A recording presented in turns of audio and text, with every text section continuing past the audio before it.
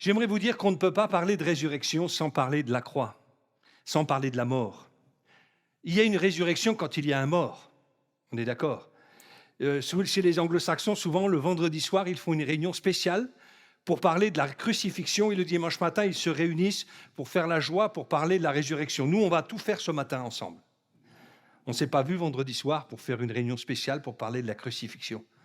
Et pourtant, on a souvent oublié, je ne pourrais pas prêcher un autre évangile que Christ crucifié pour chacun d'entre nous. Je dis ça parce que dans le milieu chrétien, tout le monde parfois est chrétien juste parce que tu es chrétien de naissance, parce que tu vis dans un milieu chrétien. Alors on se réjouit facilement, la résurrection, ouais, Jésus est vivant, mais sans passer par la croix. Moi, aujourd'hui, je peux dire que Jésus est vivant parce que dans ma vie, parce que je suis passé à la croix, parce que je me suis arrêté à Golgotha. Il y a énormément de versets bibliques qui parlent de la crucifixion de Jésus. Et il y en a aussi beaucoup qui parlent de la résurrection. Mais on ne peut pas dire ce matin à quelqu'un qui est là dans sa vie de tous les jours, qui ne connaît pas Jésus, réjouis-toi juste que Jésus est ressuscité. Parce que j'aimerais te dire une chose, si tu n'es pas passé à Golgotha, alors Jésus deviendra ton juge. Car s'il est ressuscité, il est devenu le juge des vivants et des morts. C'est pourquoi il te dit, viens à Golgotha. Tu dois mourir avec moi pour ressusciter avec moi. Tu dois venir me déposer tes propres péchés, parce que je suis le porteur de tes péchés. Jésus a porté sur le bois nos péchés. C'est par ses meurtrissures que nous sommes guéris. Et c'est toi qui dois le faire pour pouvoir aussi bénéficier de ma vie et d'une vie éternelle. Car Jésus ne meurt plus. Il vit éternellement. Amen. Je suis déjà, dit Éphésiens, assis dans les lieux célestes en Christ, mais tout cela m'a été donné parce que je suis passé à Golgotha. Parce que j'ai pris un instant pour regarder qui est ce Jésus qui donne sa vie pour moi. On va lire ensemble le texte, si vous voulez bien, qui se trouve dans Jean chapitre 19, versets 4 et 5.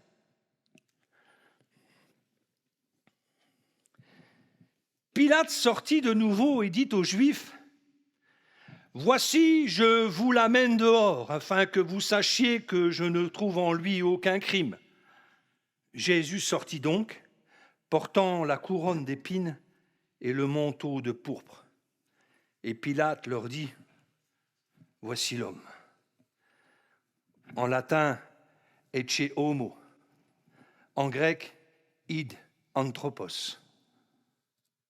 Parce que, comme on a dit ecce homo, vous avez entendu cette expression souvent, hein, parce qu'on pense que Pilate parlait latin, alors on lui a dit, mais il n'a pas, à mon avis, il ne l'a sûrement pas prononcé en latin, mais ça, on ne sait pas. Voici l'homme. Vous avez vu comment il présente Jésus? Un homme affaibli. On a mis une couronne d'épines, pourquoi? Pour simuler que c'était un roi de pacotille. On l'a battu, de telle sorte qu'il est déjà chancelant, ayant perdu beaucoup de sang, ayant perdu beaucoup de force, et on met sur lui un manteau de pourpre. Et le pourpre, c'était l'habit des rois. Et lorsque Pilate amène Jésus, sûrement dans son esprit, parce que si vous regardez les 4 évangiles, il a constamment cherché à sauver Jésus. Il va essayer de faire qu'il ne soit pas crucifié. Et en le présentant ainsi, c'est un simulacre.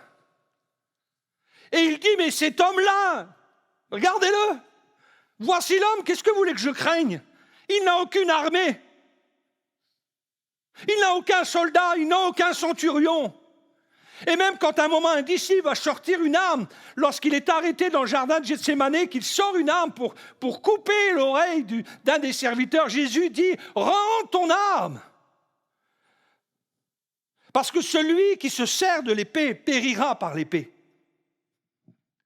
Et lorsque Jésus dit ça, il y a aussi une pensée prophétique. Car du temps de Jésus, il n'y avait pas encore beaucoup d'insurrections, même s'il y en avait quelques-unes.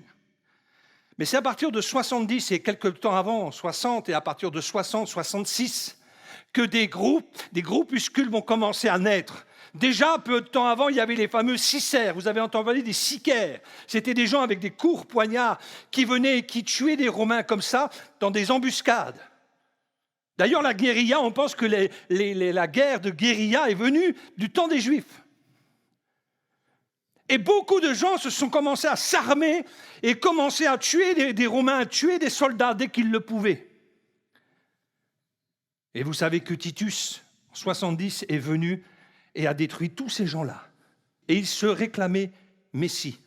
Si vous regardez en 135 de notre ère, il y avait des groupuscules qui commençaient à battre l'armée romaine parce qu'ils étaient pris au dépourvu. Et tous ces gens qui étaient là, je vous épargnerai leur nom, s'appelaient Messie. Il y en avait même deux en 135, peu de temps avant que Jérusalem soit complètement détruite et que les Juifs soient interdits de citer à Jérusalem.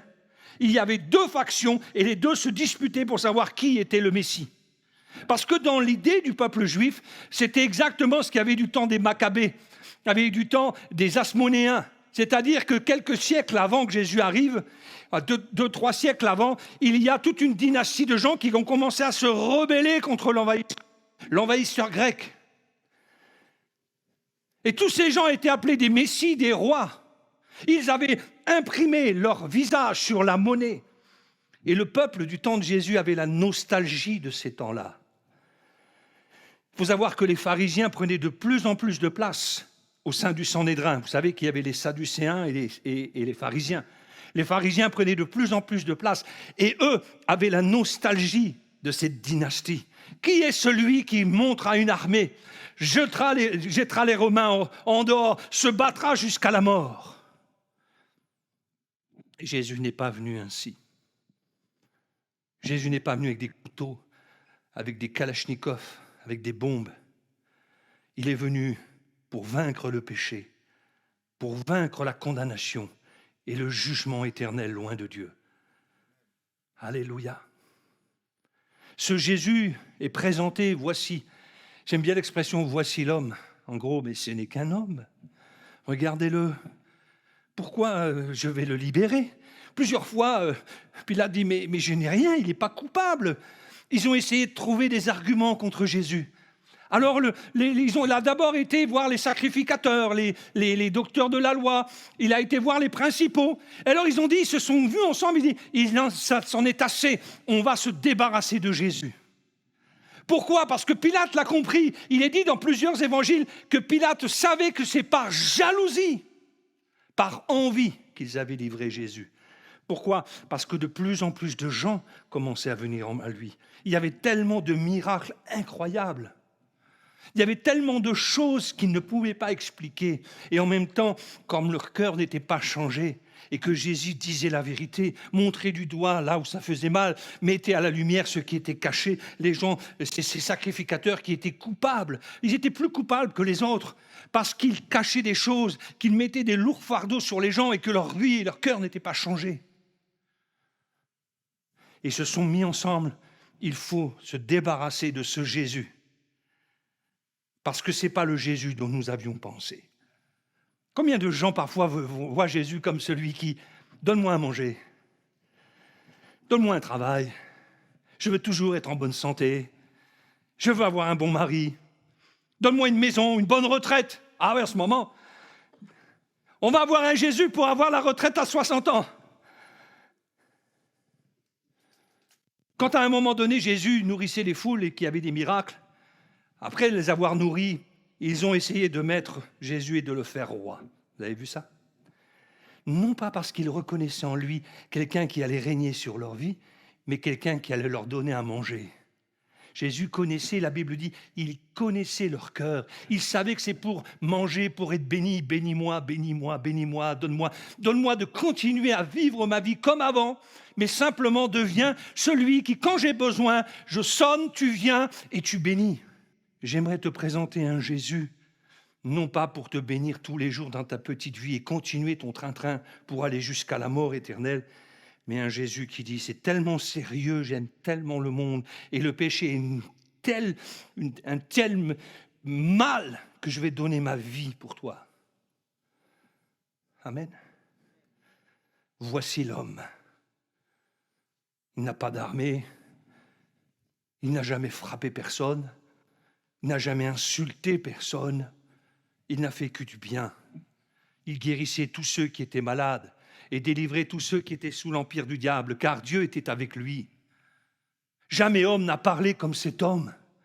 Les foules étaient conquises en l'entendant, leur cœur battait au-dedans d'eux. Il y avait quelque chose qui se passait. Ce n'était pas un simple homme, c'était quelqu'un qui vient de quelque part. Et même Pilate, à un moment donné, troublé, lui dit « Mais d'où viens-tu ? Qui est ton père ?» Joseph. Est-ce que Joseph, le charpentier, était le père de Jésus? C'est pas un piège, hein? Mais non. Joseph, c'était son beau-père. Marie, c'était sa mère, parce qu'il fallait qu'il y ait une vraie descendance humaine, car il est fils de Dieu et fils de l'homme parfaitement. Mais il n'a pas de père ici-bas. Son père est dans le ciel. D'ailleurs, il dira, mon père est toujours avec moi. Parce que vous savez, si j'étais le roi de cette nation, tous mes ans auraient combattu pour moi. Israël se serait levé pour moi si j'étais leur roi. Mais mon Père est avec moi, et mon royaume n'est point de ce monde. Mes amis, Jésus se laisse arrêter. Il avait annoncé combien de fois « je veux manger cette Pâque avec vous ». Il avait fait le jour avant. Il a tout préparé. Vous avez remarqué que la scène qu'il met en place la journée avant, il y a du vin, il y a du pain, il y a à manger comme il y avait du temps des Juifs à la fête de Pâques. Mais il n'y a pas d'agneau. Il fallait qu'il y ait un agneau. Il n'y en avait pas. Pourquoi ? Parce qu'il est l'agneau. Et dans le « voici », il y a une déclaration qui existe depuis des siècles, qui dit « Voici ton roi, viens à toi.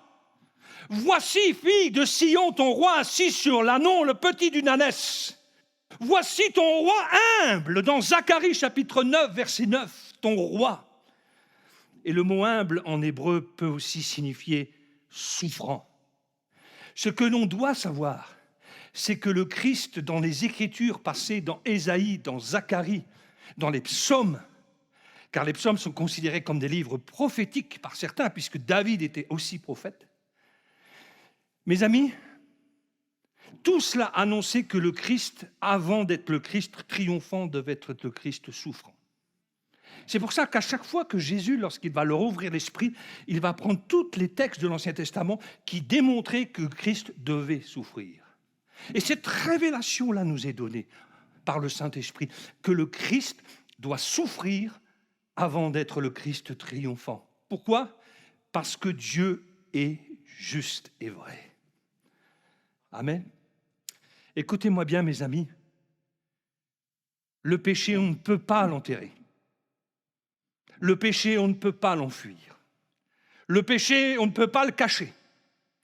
Le péché, on ne peut pas dire avec le temps, ça disparaîtra. C'est impossible. Le péché, nous dit la Bible, est attaché à nous comme les taches sur la peau du léopard. Même si tu emploierais du savon et tu mettrais de l'acide, ces taches ne disparaîtraient pas du tout de ton corps. Pour ça qu'elle dit, c'est comme de la lèpre. Il n'y a pas de remède. À l'époque de Jésus, il n'y avait pas de remède. Et ce péché-là, Dieu ne peut pas fermer les yeux non plus sur ton péché. Écoute-moi bien, il ne fermera pas les yeux sur ton péché. Nous nous réclamons tous la justice. La justice, c'est s'il est coupable, il doit payer, n'est-ce pas ? Nous sommes tous coupables, nous devons tous payer. C'est pourquoi Jésus meurt, parce qu'il sait qu'aucun d'entre nous, même moi le premier des pécheurs, aucun d'entre nous ne peut acheter le ciel, ne peut par ses œuvres de bienfaits. Et même si demain je donnais toute ma vie en sacrifice, que je donnais tout mon argent aux pauvres, ça n'effacerait pas mon péché pour autant. Dieu serait que j'ai cette attitude-là, parce que Dieu bénit celui qui donne aux pauvres, mais je serais quand même obligé de passer devant le tribunal pour rendre des comptes. Les hommes, dit Jésus, rendront compte à Dieu de toute parole qu'ils auront professée, et même celle qui aura été dite dans les chambres, en secret. Vous imaginez ? Rien ne sera laissé au hasard. Et à cause de ça, Jésus a dit, je dois donner ma vie. Et Dieu a dit, je dois sauver cette humanité. Comment pourrais-je sauver cette humanité? Peut-être quelqu'un aurait dit au milieu de nous, toi qui es Dieu, tu n'as qu'à tout effacer, et puis c'est tout, recommence-toi à zéro. Mais Dieu dit, je suis juste, je suis droit, il n'y a pas de mensonge en moi, il faut régler ce problème du péché. Ça va? Je dis souvent cet exemple, mais c'est un des exemples que j'ai trouvé le plus adapté. Si vous devez de l'argent à votre banquier, à la banque BNP, ce n'est pas parce que vous connaissez le PDG que c'est votre frère qui pourra effacer votre dette, parce que les comptables s'en rendront compte. Les actionnaires s'en rendront compte, l'État s'en rendra compte, le fisc s'en rendra compte, et vous serez condamné. Le seul moyen de payer pour si votre frère est le directeur de la BNP qui doit 15 millions d'euros, la seule façon de faire, c'est qu'il paye les 15 millions d'euros. Est-ce que vous me suivez? Dieu n'effacera pas votre péché juste pour vous faire plaisir. Il dit, je veux effacer ton péché, mais je veux que quelqu'un paye pour ça. Parce que tu me dois quelque chose. Le salaire du péché, rappelez-vous, le salaire du péché, donc il faut que quelqu'un meure. Mais moi, Seigneur, si je meurs, je ne suis pas juste, je meurs et je ressuscite pour le jugement. Il faut que quelqu'un d'autre de juste, de pur, de sans tache meure à ma place. Et vous vous souvenez que lorsqu'on parlait de la Pâque, c'est incroyable que Jésus est mort au moment de la Pâque. Il n'est pas mort à la fête de la Pentecôte. Il n'est pas mort à la Soukote. Il est mort à Pâques. Pourquoi? Parce qu'à Pâques, on sacrifiait, on cherchait parmi le troupeau s'il y avait un agneau sans tache et sans défaut. Il fallait que ses pattes soient parfaites. Il ne fallait pas qu'il y ait de taches, de tartre, qu'il fallait qu'il y ait une patte de côté. On cherchait un agneau parfait aux yeux humains. Cet agneau-là était sacrifié. On prenait son sang et on en badigeonnait le long, sur les côtés de la porte et au-dessus de la porte. Et ce sang était le symbole que celui qui venait, qui frappait, celui qui venait, l'ange destructeur, l'ange exterminateur, voyait le sang. Il disait, c'est bon, je n'ai plus besoin de frapper le premier-né d'entre cette famille. Il y a déjà du sang qui a été versé. Vous comprenez? Jésus qui donne sa vie pour chacun d'entre nous. La voici. Et qu'est-ce que dit? On parlait tout à l'heure, voici l'homme. Mais qu'est-ce que a dit Jean-Baptiste la première fois qu'il a vu Jésus? Il a dit quoi? Voici l'agneau de Dieu qui ôte le péché du monde. Quelle révélation avait-il eu? C'était un prophète extraordinaire, Jean-Baptiste. Il a cette révélation que c'est tout le péché du monde, pas simplement Israël, mais toutes les nations. Moi, aujourd'hui, il avait de l'avance sur tout le monde. Il voyait que le sacrifice de Jésus allait sauver l'humanité tout entière. Il a vu en lui, non pas un simple homme, mais voici l'agneau de Dieu. Et pourtant, Jésus était un simple homme, humainement parlant. Vous savez qu'il n'avait ni beauté ni éclat pour attirer les regards. Vous l'auriez ici, là, vous ne sauriez même pas que c'est lui. Vous feriez comme les femmes au tombeau lorsqu'ils ont été voir si Jésus était là. Ils ont vu quelqu'un, ils ont dit c'est le jardinier. C'était Jésus. Il ressemblait à un jardinier. Il ressemblait à un passant. Il ressemblait à n'importe qui d'entre nous. Le mot Jésus, le nom Jésus, on pense que c'était un nom pas commun. C'était très répandu. C'est comme si aujourd'hui, on serait là et on disait au XXIe siècle, en France, je vous présente David, Nicolas, Éric. Plein de gens s'appelaient Jésus. Il y avait plein de fils d'un tel qui s'appelait Jésus. Mais il n'y avait qu'un fils de Dieu qui s'était incarné. Jésus, pourquoi Jésus? Vous le savez, je ne vous apprends rien. Jésus, ça signifie Jéhovah, Yahvé, sauve. Sauve. Lorsqu'on a crié tout à l'heure, Hosanna, rappelez-vous, c'est ça qu'ils ont crié la première fois qu'il est venu à Jérusalem. Une des fois, c'est peut-être pas la première fois, mais une des fois qu'il est venu à Jérusalem. Les rameaux. On a mis des branches par terre. Il était venu sur un petit ânon. On s'est souvenu de Zacharie 9.9 et on criait Hosanna, Hosanna au Fils de Dieu. Savez-vous ce que ça signifie, Hosanna? Sauve de grâce. Sauve de grâce. Je ne suis pas sûr que le peuple qui était là avait compris toute la portée. Jésus n'est pas rentré à Jérusalem en disant maintenant pousse-toi de là, Pilate, je prends de la place. Non, il est reparti avec ses disciples, il savait, et il leur a annoncé clairement, je dois souffrir.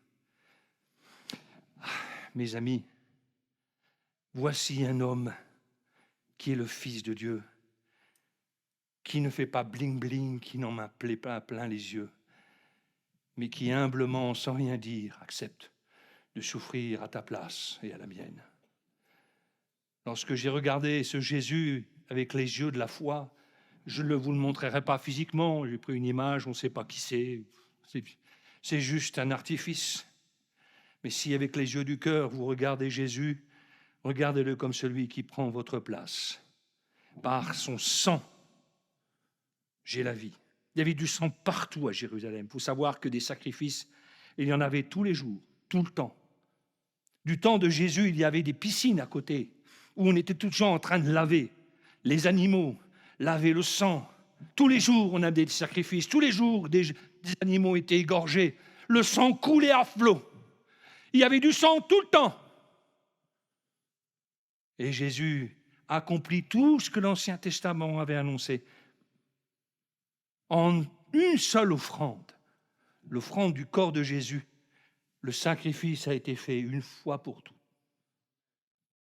Car il n'est pas entré dans le sanctuaire de l'époque, qui était un long bâtiment, qui était une espèce de rectangle assez long. Il n'est pas rentré comme le souverain sacrificateur avec du sang d'un animal pour lui et pour le peuple. Il est venu, il a sacrifié une fois pour toutes. Et qu'est-ce qui s'est passé quand il est mort? Vous le savez? Le voile du temple à Jérusalem s'est déchiré. Qui a déchiré le temple? Qui a déchiré ce voile? Dieu lui-même. Ça a été déchiré pour dire, ça y est, la purification est faite, le sacrifice est total, le prix payé est fini. Il n'y a plus rien à payer, un innocent à payer à ta place. Christ a pris sur lui la malédiction de ton péché. Me direz-vous, pasteur, mais comment Jésus peut prendre la malédiction, lui qui n'a pas péché? Ah oui, c'est vrai, c'est une bonne question. Est-ce que Jésus était maudit? Non. Est-ce qu'il méritait quoi que ce soit? Non, jamais on n'a pris Jésus en faute. Même quand on a voulu l'accuser, vous l'avez vu, qu'est-ce qui s'est passé? Les souverains sacrificateurs, les docteurs de la loi, puis tous ces principaux, le Sanhédrin, j'étais au moins 70, se sont dit, bon, il faut trouver des témoignages. Alors, des témoignages à charge, d'abord, est-ce qu'il y en a? Non. Bon, alors on va chercher des faux témoignages. Vous vous rendez compte qu'ils ne voulaient pas entrer dans le prétoire, là où était Pilate, parce qu'ils ne voulaient pas se souiller. La religion est capable de nous faire perdre la tête. C'est-à-dire qu'eux, ils disent, on ne va pas entrer là où il y a les Romains, parce qu'on doit fêter la Pâque. Et ils sont en train de fomenter un meurtre. Derrière la religiosité, on peut cacher beaucoup de choses. Le cœur méchant, ils sont jaloux, ils veulent sa perte, et ils vont chercher des faux témoignages. Et ils ont du mal à en trouver. Alors il y en a deux qui viennent en disant, ouais, on va te dire qu'il va détruire ce temple et le reconstruire en 3 jours. Avec ses petites mains. Avec ses quelques disciples, là. Alors que le temple d'Hérode n'est même pas fini. Ça a mis une quantité d'années pour que ça soit fini. Ça a été fini dans les années 60, même après la mort de Jésus. Même au temps de Jésus, ce n'était pas encore fini. Des dizaines et des dizaines d'années. C'est colossal. Et lui, non. Alors on a dit, non, mais ce n'est pas vraiment son temple, c'est un autre part. Mais il nous est dit dans un évangile que les témoignages se contredisaient. Qu'est-ce qu'on va trouver? Parce qu'il faut qu'on l'amène devant Pilate. On veut qu'il soit crucifié. Nous, on veut qu'il soit mis à mort. Mais on veut pas que ça soit nous, on veut que ce soit les Romains qui le fassent. Vous voyez? D'ailleurs, Pilate, vous avez vu, quand il va dire, ben, il est innocent, là, et qu'il va être poussé à bout, il va se laver les mains. En disant, voilà, je me lave les mains devant vous pour dire que je suis innocent. Tout le monde s'est lavé les mains. Pourquoi? Parce que c'est un innocent. Ce jour-là, c'est la plus grande injustice mondiale. Alors ils vont chercher et puis ils ne vont pas trouver. Alors ils vont dire à Jésus, mais dis-nous, dis-nous, es-tu le Christ, le Fils béni de Dieu? Ah, comme quoi ils croient que le Messie, c'est le Fils de Dieu. Ah, moi je croyais à un moment donné que les Juifs pensaient que personne ne pouvait se donner ça, mais il le dit, es-tu le Fils du Dieu béni? Sauf que quand ils voient Jésus qui est faible, du moins aux yeux des hommes, qui n'a pas une armée, qui ne leur donne pas tout ce qu'ils veulent, qui ne disent pas, vous les souverains sacrificateurs, c'est bien, vous êtes formidables, qui ne rentrent pas dans la politique. Alors là, c'est plus, ils disent non, on ne reconnaît pas que tu es le Fils de Dieu. Tu le dis toi. Mais l'époque, les gens disaient, mais tous les miracles qu'il fait, ça ne prouve pas qu'il vient de Dieu. Et si c'est un autre qui doit venir? Vous qui dites les souverains, les principaux religieux, vous dites que ce n'est pas lui, mais le prochain qui va venir fera autant de miracles que lui. Il ressuscite les morts 4 jours après qu'ils soient enterrés. Des aveugles de naissance que tout le monde connaît dans la ville, lui, il est capable de les guérir. 10 lépreux en même temps. Oh, quand même, c'est bizarre. Et à un moment donné, on lui dit, Jésus, toi là, est-ce que tu es? Et Jésus dit, oui, je le suis. Et vous verrez même le Fils de l'homme assis à la droite du Père venant sur les nuées. Oh, et là, ils sont dans une colère pas possible, déchirent le vêtement. Vous avez vu, ils blasphèment. Est-ce qu'on a besoin de l'entendre plus? Ils blasphèment. Mais Jésus, qu'est-ce qu'il a dit? La vérité. C'est pour ça qu'il dit à Pilate, je suis venu pour rendre témoignage de la vérité. Tout ce que je vais te dire, Pilate, c'est vrai. Il n'y a rien de tordu. Eux, ils cherchent des trucs, des machins, mais Jésus lui dit la vérité. Il dit même, oui, je suis roi des Juifs, mais pas comme tu l'entends, parce que je suis aussi roi des nations. Parce que si j'étais roi des Juifs, il y aurait longtemps que tout le monde serait monté à Jérusalem pour me défendre, mais ce n'est pas le cas. Tout le monde, la foule, le peu de foule qui est là, parce que tout le monde était là, pas là, ce jour-là, beaucoup étaient en train de préparer la Pâque. Ils disent, crucifie-le, crucifie-le, montez. Ils étaient montés par les souverains sacrificateurs, par les prêtres, par les anciens qui disaient, allez, demandez la crucifixion. Es-tu le Fils de Dieu? Je le suis. Es-tu fils? Oui, je le suis. Es-tu le Christ, le roi d'Israël? Je suis. Je suis cet homme-là. Et là, ils sont dans une colère pas possible. Alors, bien sûr, vous me direz, mais est-ce qu'ils pouvaient aller voir Pilate en lui disant, Pilate, on voudrait te dire que celui-ci se dit fils de Dieu, alors il faut le crucifier. Qu'est-ce qu'aurait dit Pilate? Il dit, je suis juif, moi. C'est des histoires entre vous, ça. Alors, quand je vous dis qu'ils ont été malins, c'est la malignité, vous savez. Ils ont dit, non, on va aller dire à Pilate qu'il se prend pour le roi des Juifs. Parce que le Messie, le Christ, le roi de Dieu, était obligatoirement sur 3 catégories, prophète, souverain sacrificateur et roi. C'est ce que Jésus a fait dans les 3 domaines. Donc ils sont allés voir Pilate en disant, la seule condamnation, c'est de dire qu'il est en train de prendre la place de César. Alors on ne va pas dire qu'il se prend pour le Fils de Dieu, on va dire qu'il se prend pour le roi des Juifs. Vous comprenez comment ça a été amené? Parce que la première chose que Pilate pose à Jésus, es-tu le roi des Juifs? Il n'a pas dit, es-tu le Fils de Dieu? Parce que ce n'est pas ce qu'on lui a dit. Ils n'ont pas été justes non plus. Ils ont dit, on va le crucifier parce qu'il se dit Fils de Dieu. Et eux, ils disent, non, il se dit roi des Juifs. Pourquoi? Parce que quand il l'interroge, en disant, parce qu'il a interrogé Jésus, Pilate. Jésus n'a pas répondu sur tout, mais il a répondu. Il dit, mais où est ton armée? Où sont tes armes? Il y avait un serviteur qui a une fois essayé de sortir une arme et a coupé une oreille, j'ai même réparé l'oreille. Ah oui, attends, où c'est que ton campement il est? Mais attends, est-ce qu'il y a des gens qui ont vu? Tu t'es frappé? Non, personne. Je ne comprends pas. Il revient, il dit, mais excusez-moi les gars, ça c'est moi qui dis ça. Hein. Je l'ai interrogé, je n'ai rien contre lui. Ah non, ôte-le, crucifie-le. Pilate est troublé. Sa femme vient le voir. Dans la nuit, j'ai eu des songes qui m'ont troublé à cause de cet homme. Fais attention à toi, qu'il n'y ait rien entre lui et toi. Pilate est troublé, mais qui es-tu? D'où viens-tu? Alors il dit, écoutez, je vais faire un truc, je vais le frapper, je vais le châtier, je lui donne une bonne correction. Voilà, allez, vous êtes contents?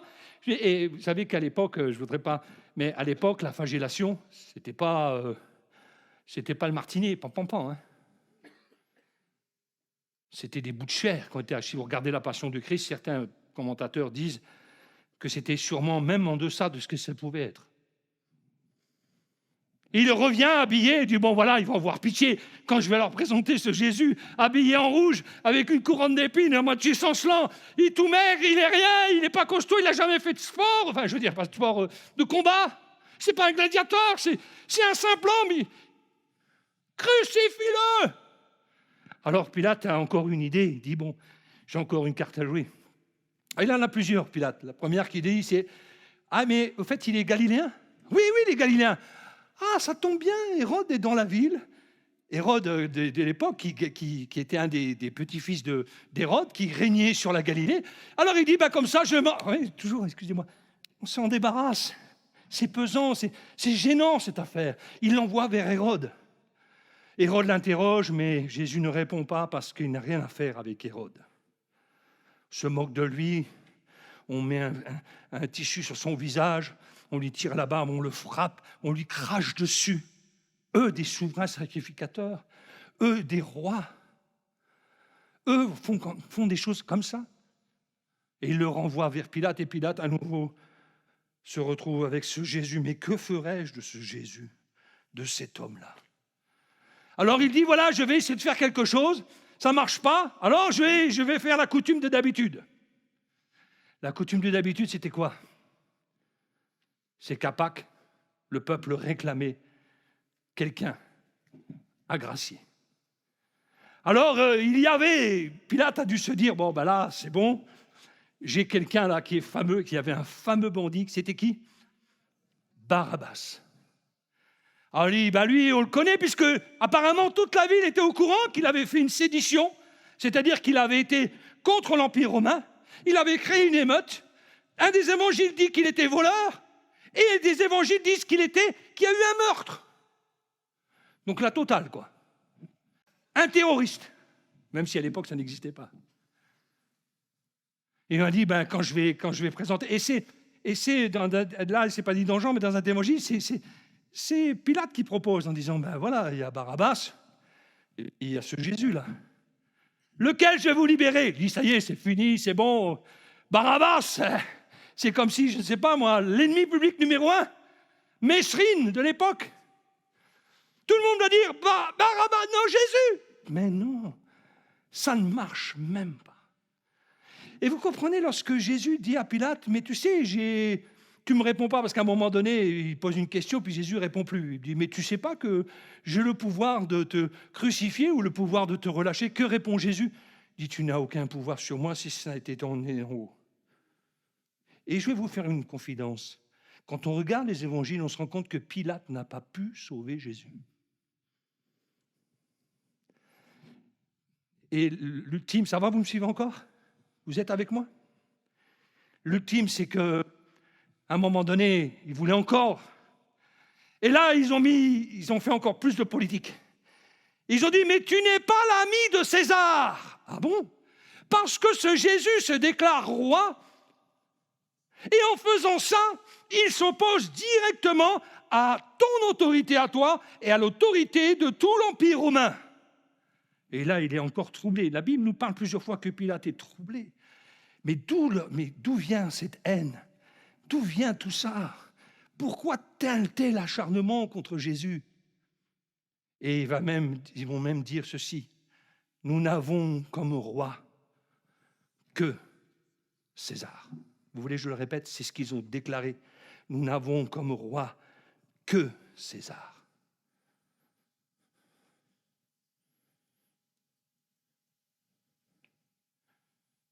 Et même dans Matthieu, vous me suivez encore, dans Matthieu, il est dit ceci. Quand Pilate va dire, ben, je vais vous le livrer, je me lave les mains, vous en ferez ce que vous voulez, on va le crucifier. Ils vont dire, ceux qui étaient là, que son sang retombe sur nous. Ce jour-là, mes amis, c'est toute la haine, le rejet de la vérité, de la lumière qui a été amené. Je vais bientôt terminer en disant ceci. Il y a Barabbas d'un côté. Vous savez ce que ça signifie, Barabbas? Ça signifie fils du Père. Mais de quel Père? Le Père d'en bas. Fils du Père. Veux-tu que je te répète le Fils de l'homme, là, celui qui est toi, moi, chacun d'entre nous, là, celui qui est né, alors que Jésus, lui, il a été incarné. Ou veux-tu que je te libère ce Jésus d'où on ne sait d'où il vient? On nous dit qu'il est de Galilée, mais certains nous disent qu'il est né à Bethléem, et puis on ne sait pas qui est son père. Mais Jésus l'a déclaré à maintes reprises. Mon Père et moi, nous sommes un. Lorsqu'il est baptisé, une voix s'est fait entendre du ciel. Le Saint-Esprit descend sous la forme du colombe et une voix, voici mon Fils bien-aimé en qui j'ai mis toute mon affection, écoutez-le. Et il y a le Fils du Père Barabbas. Voici l'homme que vous devez choisir. Écoutez-moi bien, vous pouvez sortir de cette salle en homme libre façon Barabbas, en continuant votre vie, en continuant comme vous êtes venus, en disant « mangeons, buvons, demain nous mourrons, profitons-en pendant qu'il est encore temps, mettons tout de côté, jouissons de la vie, et ne nous occupons pas de l'éternité, ni de ce qu'il y a après. » Ou vous pouvez sortir de cette salle en disant « je veux une libération spirituelle, celle du Fils de Dieu. Je ne veux pas ressortir de ce lieu comme je suis venu. Je veux suivre Jésus maintenant, parce que j'ai compris que sa mort à la croix n'est pas un accident. C'est pour ça que Jésus, devant la croix, demande « Père, pardonne-leur, parce qu'ils ne savent pas ce qu'ils font. » Écoutez-moi bien, Jésus ne se venge pas ni des Juifs, ni des Romains, ni des non-Juifs, parce qu'il fallait que ces choses arrivent. Mais il dit « Pardonne-leur, parce que c'est comme ça qu'il fallait. Il fallait qu'il en soit ainsi. Il fallait que je meure, je n'avais pas d'autre choix. Il fallait que quelqu'un paye, il fallait que quelqu'un verse son sang. Et ça a été annoncé depuis les temps anciens.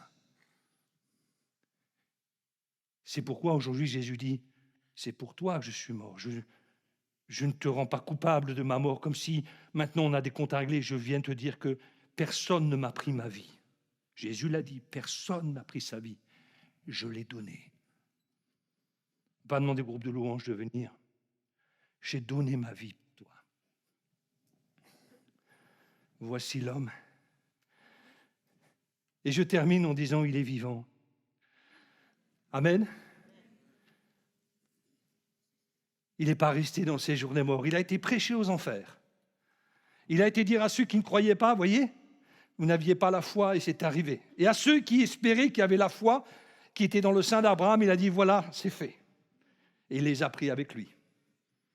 Il est ressuscité le 3e jour. Il est vivant. Il est devenu le juge des vivants et des morts. Aujourd'hui, mes amis, je voudrais vous dire ceci. C'est que Jésus n'est pas petit Jésus, n'est pas faible, il est puissant et il attend maintenant que tu viennes reconnaître sa majesté. Il est celui qui te tend les bras et les mains sont percées de chaque côté. Il te tend les mains et il te dit, est-ce que tu crois que j'ai percé mes mains pour te sauver toi? Et aujourd'hui, je t'accueille. Car quand Jésus est ressuscité, il est ressuscité avec les mains percées. Hello. On a pu mettre ses doigts dedans. Parce que les stigmates de Jésus sur ses mains, lui qui a un corps glorieux, n'ont pas disparu. C'est étonnant, parce que nous, quand on va ressusciter, il n'y aura plus de cicatrices. Hein. Mais Jésus, lui, si. Et il te dit aujourd'hui, mon ami, j'ai triomphé de tout pour toi. À moins que tu trouves une meilleure solution, à moins que tu penses que tu peux payer ton salut ou te sauver par tes œuvres, ou qu'il y aurait un autre sauveur que moi, je t'aime. Parce que le message de la croix, c'est le message d'amour. Je t'aime. Et tout ce que je te reconnais, je veux de toi, comme moi j'ai fait, comme qui c'est qui l'a fait ici, la repentance. C'est d'avoir accepté, de reconnaître que je suis un pécheur comme les autres. J'ai arrêté de me voiler la face. J'avais une religion avant de connaître Jésus. J'allais à la messe tous les dimanches avant de rencontrer Jésus. C'était le Jésus historique, le Jésus culturel, le Jésus de mes parents.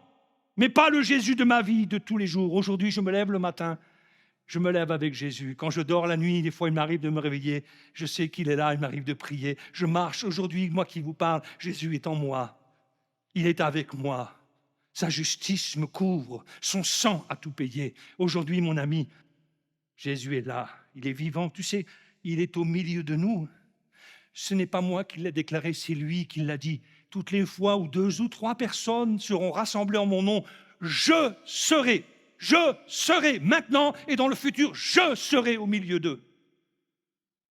Il te tend les bras, il te dit, j'ai tout donné, j'ai tout vidé. Et même sur la croix, on est venu me mettre une lance et du sang et de l'eau. J'ai vidé, je me suis vidé de mon sang. J'ai tout donné. Qu'est-ce que tu veux? Viens.